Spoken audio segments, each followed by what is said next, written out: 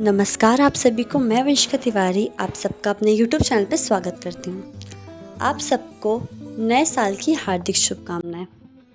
अरे आप लोग तो सोच ही रहे होंगे कि आज कोई भी न्यू ईयर नहीं है, ना इंडियन ना जॉर्जियन, तो मैं क्यों विश कर रही हूँ। तो इधर मैं आपको बताना चाहती हूँ, काफ़ी इंटरेस्टिंग चीज़ है। ये चाइनीज़ न्यू ईयर है। सही सुना आपने, जब सारे न्यू ईयर सेलिब्रेशन ख़त्म हो जाते हैं तब आता है चाइनीज़ न्यू ईयर।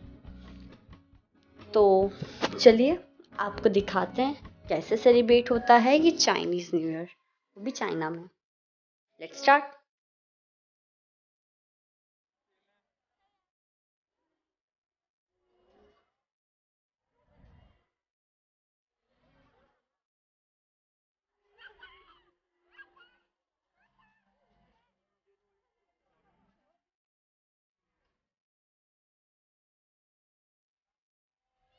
ये क्लॉक टावर है जो कि हांगकांग में है।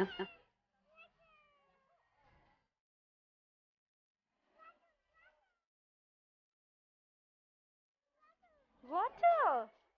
Wow! Yes.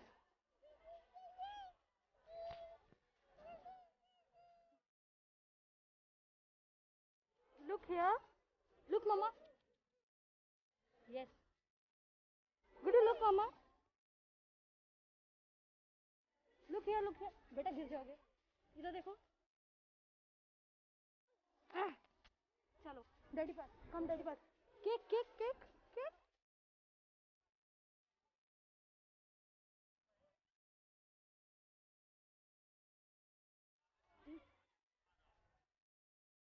गुड्डू चलो उधर. डैडा पास चलो. डैडा पास चल बेटा.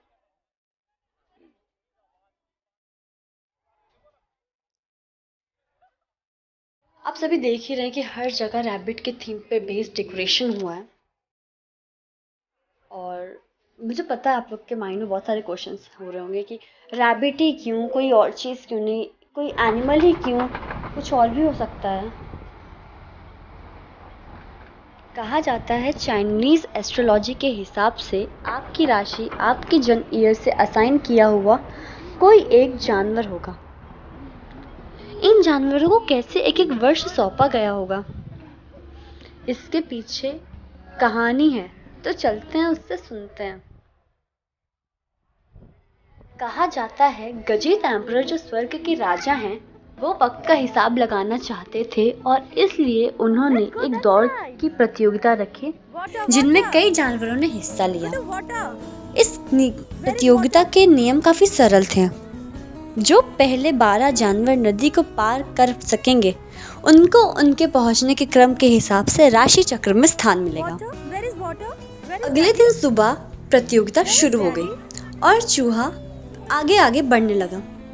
जब वो नदी की तरफ पहुंच गया और नदी की ओर देखा तो उसे लगा कि नदी तो काफी गहरी है, वो डूब सकता है। तो इसलिए वो सभी जानवरों से मदद मांगता। सबने इनकार कर दिया, पर एक दयालु बैल ने उसे अपने सींग पे बैठा के नदी पार करने लगा। और जब सभी जानवर नदी पार कर रहे होते हैं तभी चूहा और बैल सबसे आगे रहते हैं। जब वे दोनों नदी के किनारे के पास पहुंचते हैं तभी चूहा उसके सींग से कूदकर पहला स्थान प्राप्त कर लेता है। फिर उसके बाद बैल को दूसरा स्थान मिलता है। बैल के कुछ थोड़ा ही पीछे शेर तैरते हुए आता है और वो तीसरा स्थान पार कर लेता है। इस प्रतियोगिता में खरगोश भी होता है। वो तैर तो नहीं सकता क्योंकि उसे तैरना आता ही नहीं, तो वो नदी के चट्टानों पर कूदता हुआ नदी की ओर पार कर लेता है और चौथा स्थान प्राप्त कर लेता है। पांचवा स्थान मिला ड्रैगन को, जिसे पहला स्थान भी मिल सकता था, पर वो बीच में रुककर बाकी अन्य छोटे जानवरों की मदद करने लगा। छठा स्थान घोड़े को मिला सकता था, लेकिन जैसे ही वह नदी पार करने वाला था सांप उसके पैरों के बीच में से रेंगता हुआ आगे बढ़ा, जिससे देखकर घोड़ा डर के मारे पीछे हट गया, जिस वजह से सांप को छठा स्थान मिला, घोड़े को सातवां स्थान मिला।